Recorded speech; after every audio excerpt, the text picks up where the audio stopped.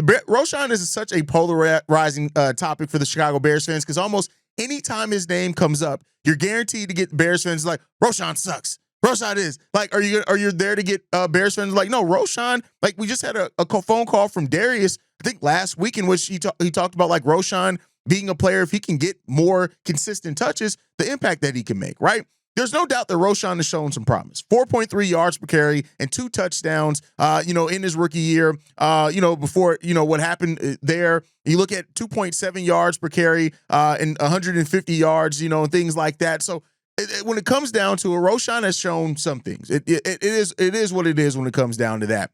But when you talk about players that can really make an impact for the Chicago Bears, Roschon is not a player that you necessarily think into that. Now, this article does come from Bears Goggles On, talks about Roschon and the potential impact that he can make here with the Chicago Bears this upcoming year. And he does say that Roschon is ready to move on from a sophomore slump to a massive 2025 campaign.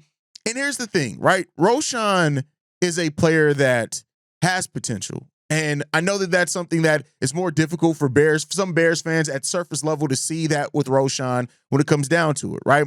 When you look at Roschon Johnson's production, it has been hurt at certain times, right? He's 225 pounds. He's shown glimpses of being able to be a guy that can be a dual threat out that backfield, as well as his side, even though having a 4.5 40-yard dash in the 2023 NBA Combine, he combines strength and speed, right?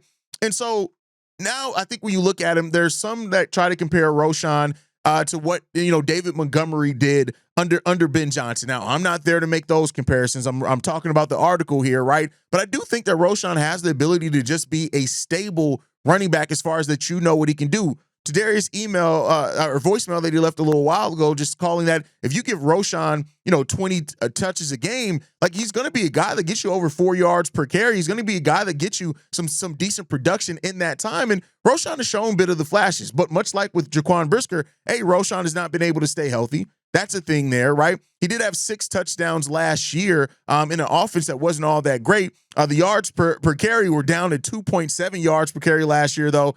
That's not good at all. That's down from 4.3 his rookie year. But it depends. Like, I see Roschon having a role here.